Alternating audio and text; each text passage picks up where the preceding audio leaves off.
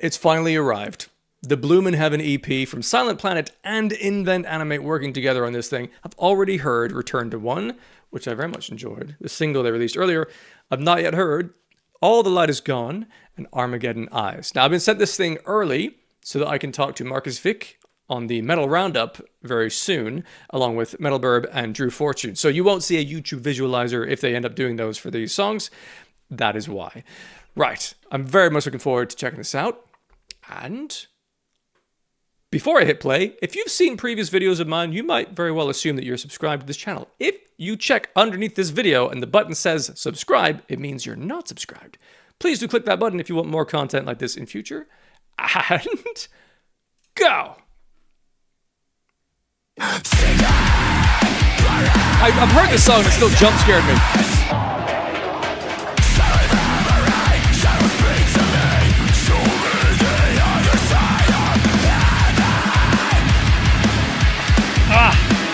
Sort of irons out there.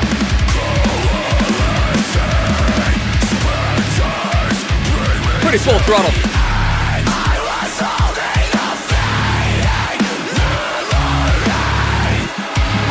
Little hints of almost fall.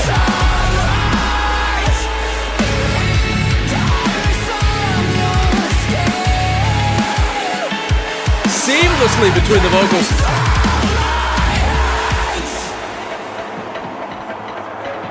Jungly drums.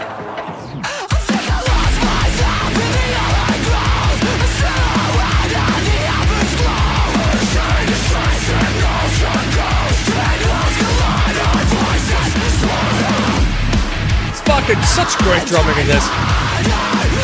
And simplifying it for this section.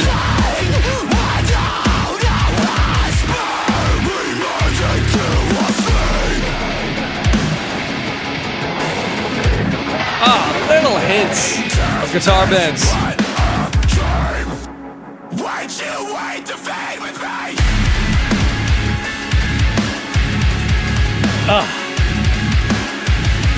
Punchy and yet ambient in a great combination.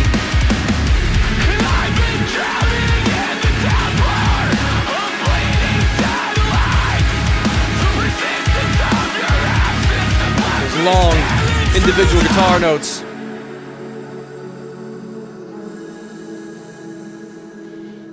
Then the ethereal moment here.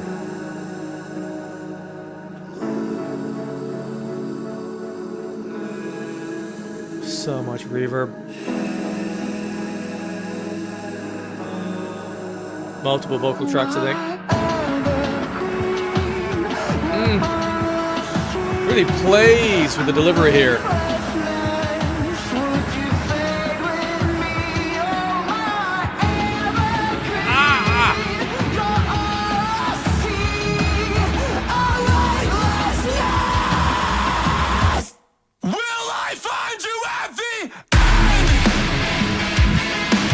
The sound just broke through a wall.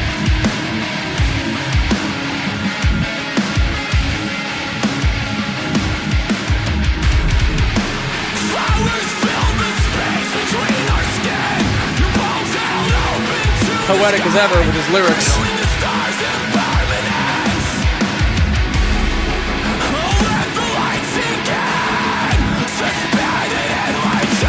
Seemingly random kick placement.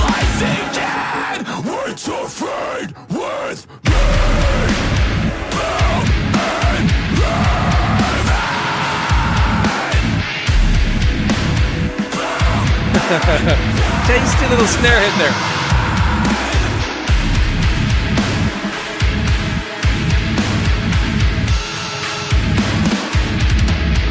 Matt. Okay, now, next one. All the light is gone.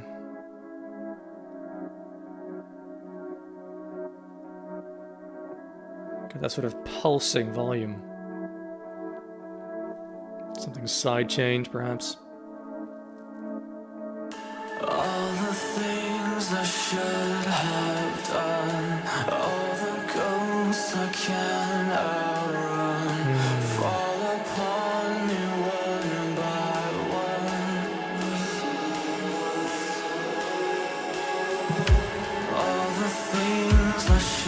Delicate build. That little open hi-hat, just lovely.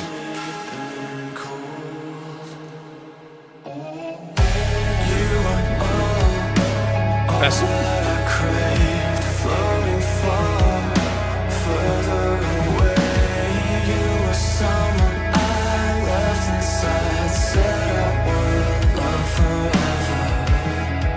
Warm delivery.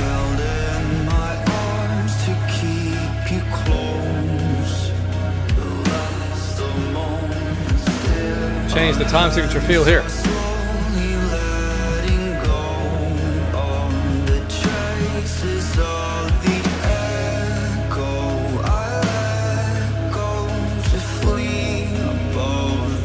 I don't think I've heard Marcus's voice quite like this before.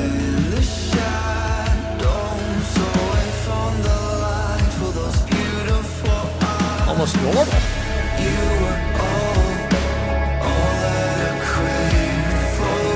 Normally this kind of calm delivery I associate with a higher range.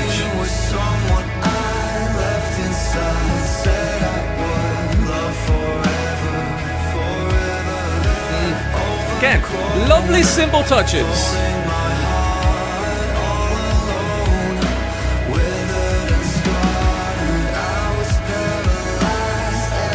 It's almost like distant piano notes sparing.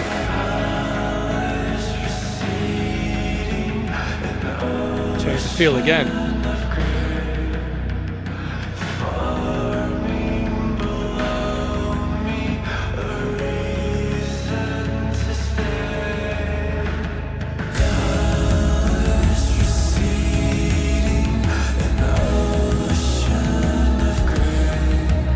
Very distant harmony. Tons of reverb on it.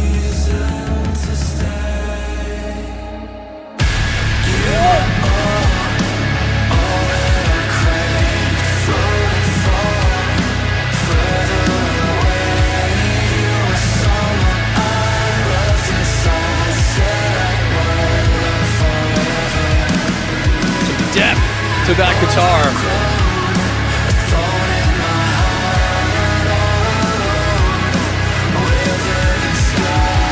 The harmony here is gorgeous.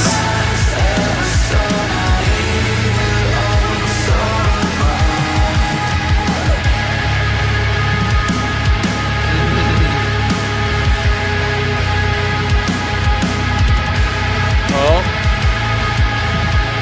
Cool little moment there, like a fill. Oh. Looser feel.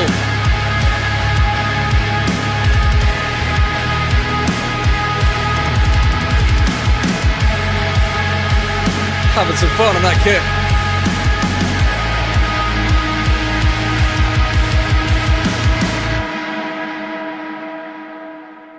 Okay, so a little moment in between the two songs of calm. Next.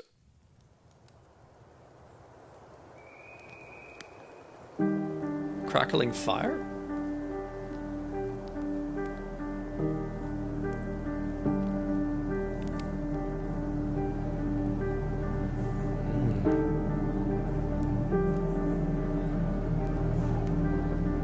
Birds chirping.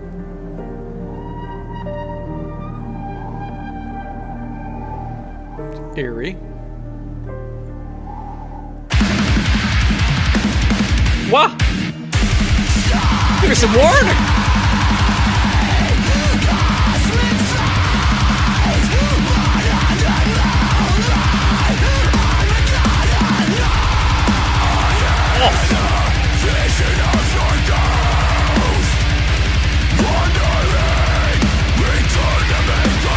What are the guitars even doing?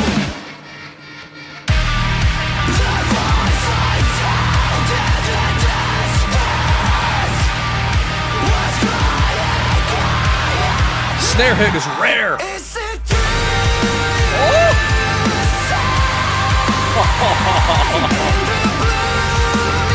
Go up again. Yeah.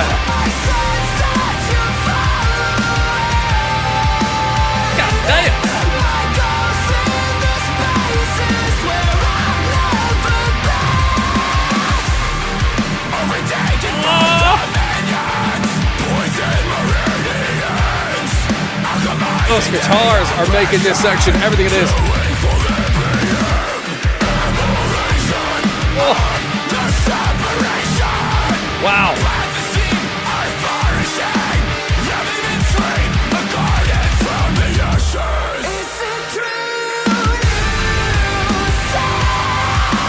Whoa.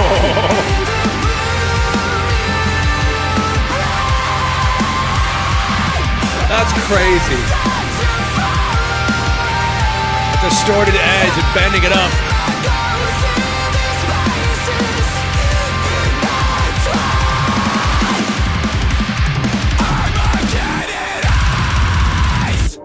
Whoa!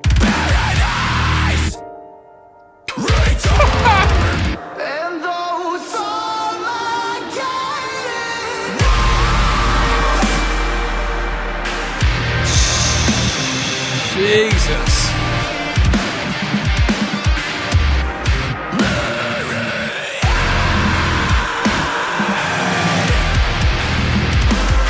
There's some vowel noises.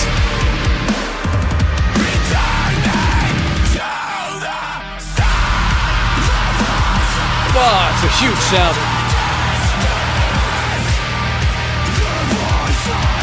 The piano in this too. No.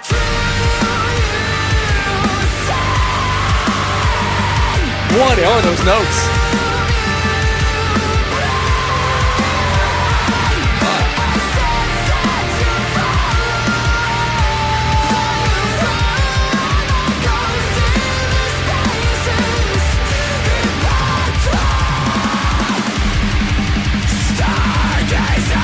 Oh my.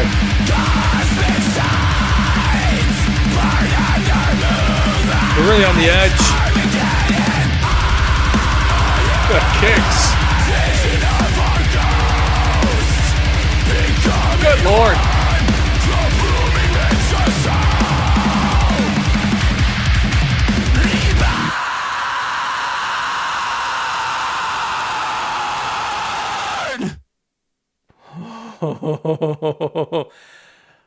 I have so many questions, which is great because I'm due to be chatting to Marcus Vick about that. Whoa. Okay, so I'd heard Return to One before. I knew what to expect there. I've heard that song a bunch. Great to return to that.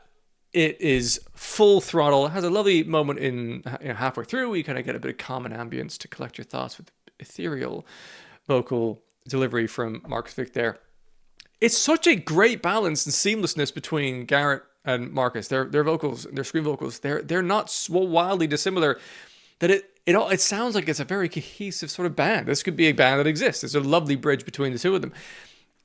All the Light Is Gone, being the middle of 3 tracks, it's had a different purpose to serve, and it was much more taking its time.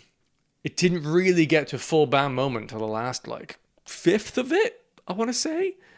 So, mostly, just a very beautiful, interesting, and the time signature changes within that kept the interest going. The lyrical and vocal delivery was very human, and I said normal as I was listening to it, because it doesn't have that kind of falsetto stuff from Marcus if he's doing those more low energy bits and pieces. It doesn't have the, fullness of belting out or anything. Sort of an in-between voice that I don't really recall hearing that much of before. I thought that gave that song a bit of a different sort of sonic landscape to live in, which I really liked. Armageddon Eyes, I mean, no one gave me any clue about the fucking blast beats that opened that thing up, because there's just crackling fire, a couple birds chirping, bit of wind perhaps, maybe some waves nearby, and then just fucking kaboom. And that had so many surprising, delightful moments, and I can't wait to hear that again. The drums in that were especially delectable. The double kicks that came after the blast beats towards the end, so awesome, so much power, well placed. And there was a couple of fills in there. It was just like, I have to hear those again. Those are phenomenal. But they weren't show-offy and mad for the sake of it. They were at a useful, pivotal moment in transitions between sections that it was just so skillfully put together. Space moments. Space? I wanted to say space and also spacious. And I said both, but neither. Spacious moments, which are great for dynamic interest and not dissimilar in a lot of ways from Return to One. It has some big swings within it. And that big old scream towards the end. I couldn't tell. I was listening to it. It sounded like it was more than one vocal track in that. Or maybe they've just put some extra effects on it. Or maybe it's the two of them screaming at once. I don't know. I'd love to ask and find out a little bit more about how they go about writing something like this in partnership with other writers that are not in the same, presumably, studio, right? It's probably done over the internet.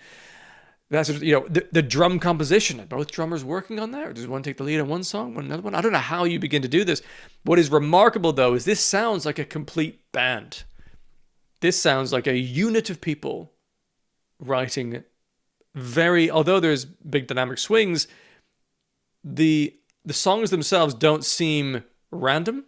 They seem very connected within themselves and also to each other. There's a lovely arc between the three of them. I thought that was pretty wonderful. And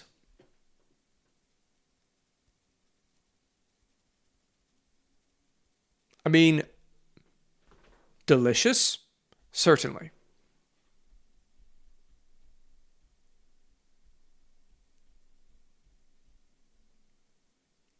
It's probably the longest silence I've ever had in one of my videos. I'm trying to think of critical things to say. I don't really have many. Because normally at this stage I would say there aren't like big hooky choruses, but that's not really what these bands are about, and it's not what I've appreciated them for. They've got some, for sure, hooky choruses. But I suppose their combination is a little bit more progressive and artistic in some ways. So I don't really see anything as a particular negative in this. I think it's quite phenomenal to have been able to write something that is that complete as a thought, as a complete piece of art. I don't really understand a lot. I need to look up the lyrics. I don't pay enough attention to the lyrics on first listen, or even on 20th listen, because I never looked at the lyrics for Return to One. But musically, I thought that was pretty phenomenal. I'm going to keep it at a very, very high delicious 4 now. That may tiptoe up in a masterpiece once I have time to look up the lyrics and things and see how much it connects in other levels. Maybe it hits me more on future listens. On first listen, completely delicious, wonderfully done, thoroughly enjoyed that. I think all the light is gone, the calmness of that was a little bit of a surprise. Armageddon Eyes picked that thing back up at the top. It's so close to masterpiece for me. It is a phenomenal piece of work. And especially when there's two bands coming together and not being like the first half of this EP is one band, the second half is the other, and there's like a feature here and there. It felt like the Venn diagram in between those two bands, perfectly executed. So it's basically almost a masterpiece. It's fucking close. Very, very impressive. I need to hear more of that. That was really quite a thing.